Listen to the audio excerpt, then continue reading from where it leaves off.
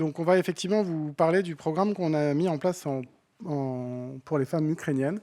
Donc, moi, je vous parlerai de la mise en place de la mission d'urgence. Et puis, Laura, ensuite, vous montrera comment, d'un programme d'urgence, on a glissé vers un programme à moyen et à long terme pour pouvoir continuer notre prise en charge pour les femmes ukrainiennes. Donc, le contexte, c'est l'invasion par la Russie de l'Ukraine le 24 février 2022. Avec très rapidement un afflux massif de réfugiés qui se fait vers les pays européens alentours.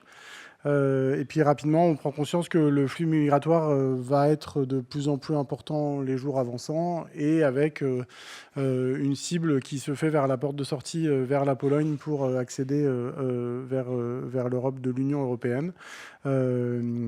Et les premières infos qu'on a font état essentiellement des femmes et des enfants, puisque les hommes restaient en Ukraine pour se battre et défendre leur pays. Donc ça, c'était le 24 février. Et donc, rapidement, on décide de mettre en place au sein d'Action Santé Femmes une mission exploratoire pour aller voir sur place et avoir une source d'information fiable sur quelle était la prise en charge des femmes enceintes et mettre en garde sur le risque pour ces femmes de subir toute forme de violence dans ce contexte de fragilité déjà préexistant. Il faut savoir que c'est un sujet sur lequel on travaillait depuis longtemps, suite à d'autres contextes, soit conflictuels, soit de catastrophes naturelles, avec une ONG partenaire qui s'appelle Pompiers Solidaires. L'idée étant d'avoir rapidement des moyens logistiques, et donc ça c'est le versant Pompiers Solidaires, et des moyens médicaux chez nous, pour pouvoir aller faire une mission commune. Donc on est parti avec Patrick rapidement, quelques jours après l'invasion, 10 jours après, on était sur place. Donc on a ciblé la Pologne, dans la ville de Przemyśl. Donc c'est, pour vous situer, vous avez donc Cracovie qui est là. Alors tout à l'heure, Erdogan, tu parlais des images qui t'ont marqué. Quand on part de Cracovie et qu'on va vers la frontière ukrainienne, on passe justement à côté d'Auschwitz.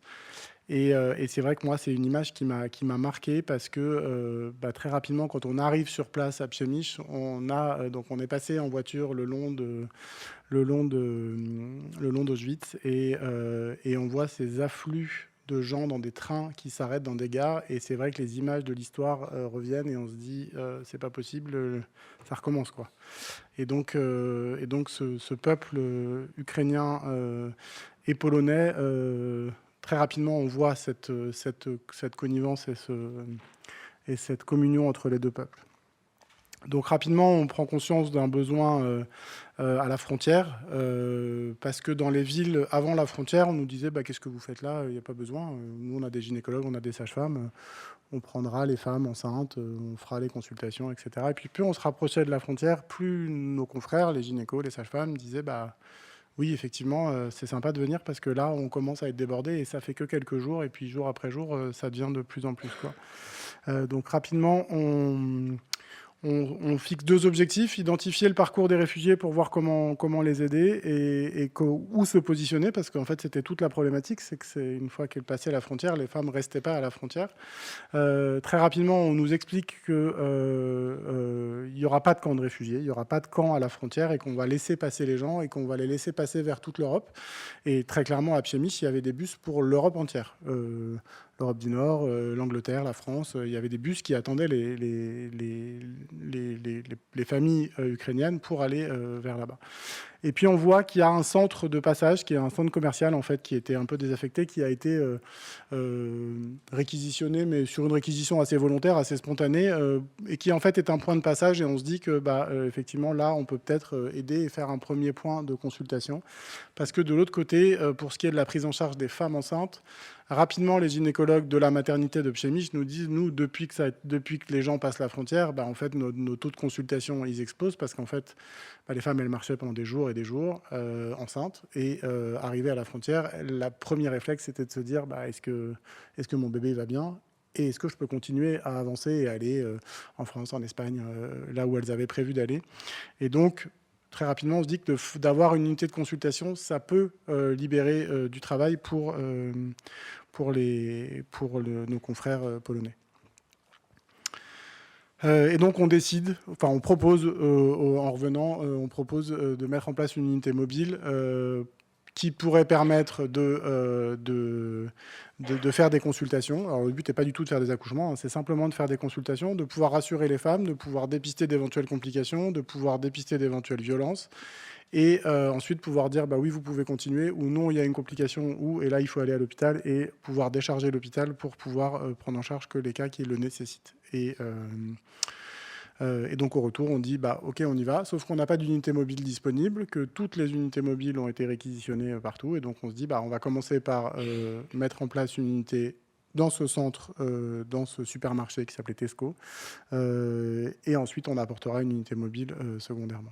Et très rapidement, on se rend compte qu'il faudra à la fois un gynécologue et une sage-femme pour pouvoir faire un binôme et avoir des compétences complémentaires. Donc l'émission, elle durait 2 semaines, avec une phase de chevauchement entre les équipes pour qu'il y ait une phase de transmission.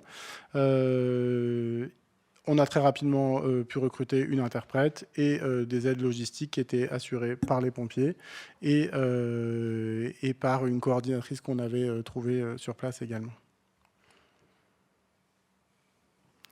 Et je vais te laisser continuer.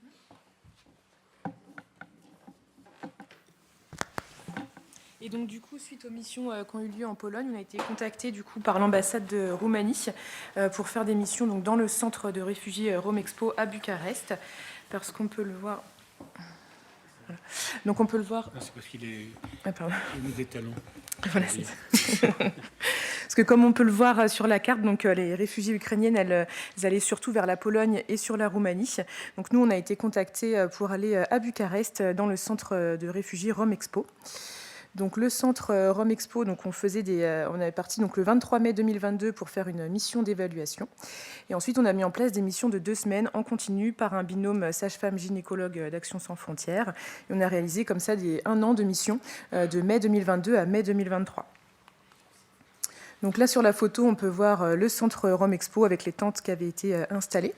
Et donc dans ce centre, il y avait 3 parties. Une partie administrative où les gens arrivaient, ils recevaient une carte d'identité, un numéro de sécurité sociale temporaire. Il y avait une partie consultation médicale où il y avait donc nous, Action Santé Femmes, on faisait les consultations de gynécologie. Il y avait des consultations de médecine générale, de pédiatrie, un psychologue. Et il y avait une 3e partie pour des dons où les femmes pouvaient, les gens pouvaient venir chercher de la nourriture, des affaires, des habits, etc. Et donc, on faisait les consultations dans un box de consultation, donc avec tout ce qu'il fallait, la table d'examen, l'échographe, etc.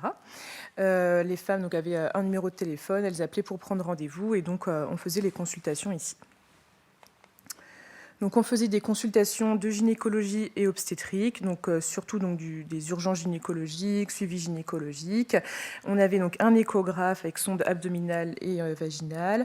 On avait un colposcope, un monitoring. On avait de quoi faire les frottis, les prélèvements, donc vraiment tout comme dans une salle de consultation classique.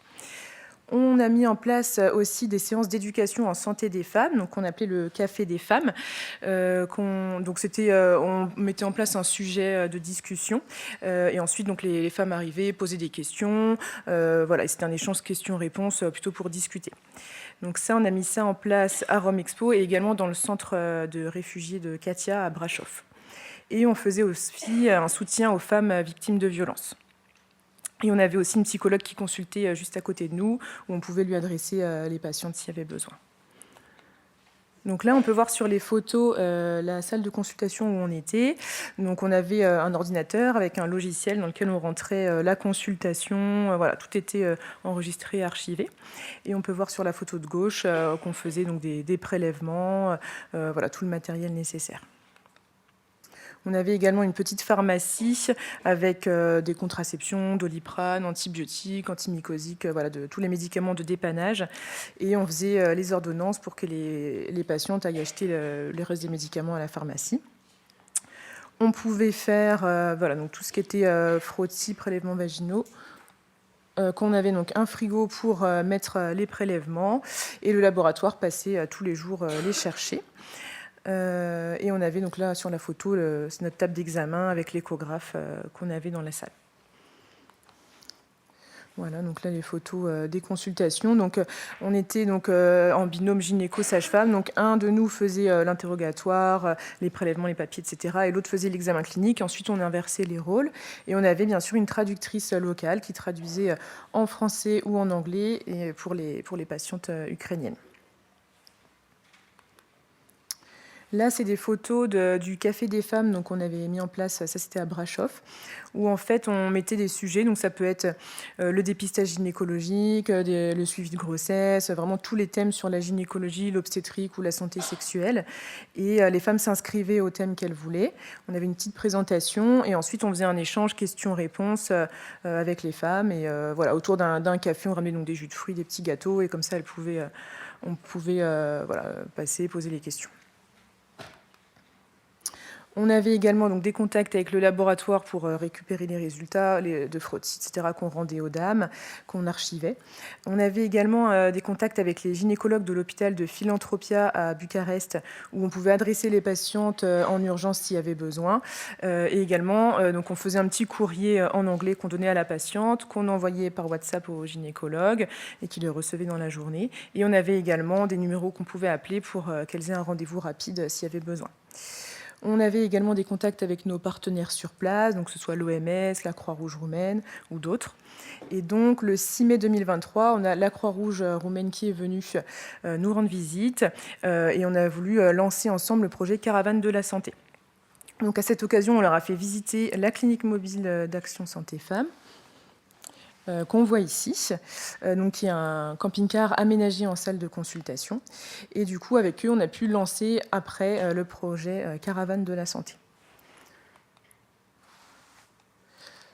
Au cours de cette mission à Rome Expo, du coup, en un an, on a réalisé 28 missions de 15 jours en continu, donc de mai 2022 à mai 2023, avec plus de 2200 consultations et 60 ateliers Café des femmes qui ont été réalisés durant l'année de mission. Et ensuite, donc, la mission a évolué pour aller. Donc, l'idée, c'était de se déplacer dans les différentes régions de Roumanie pour aller atteindre d'autres populations qui étaient dans des zones rurales ou des zones voilà, plus reculées qui n'avaient pas forcément accès aux soins. Donc, ça, on a mis en place avec la Croix-Rouge, où en fait, nous, on avait la clinique mobile pour la gynécologie et eux, ils avaient 5 autres cliniques mobiles. Et on se déplaçait comme ça dans les judées, donc dans les régions de Roumanie, tous les mois. Donc la première semaine du mois, la Croix-Rouge roumaine déplaçait les cliniques mobiles, les installait, prévenait la population, prenait les rendez-vous. Nous, on intervenait la deuxième semaine du mois, donc toujours un binôme gynécologue-sage-femme. Donc la deuxième semaine du mois, c'était en zone rurale.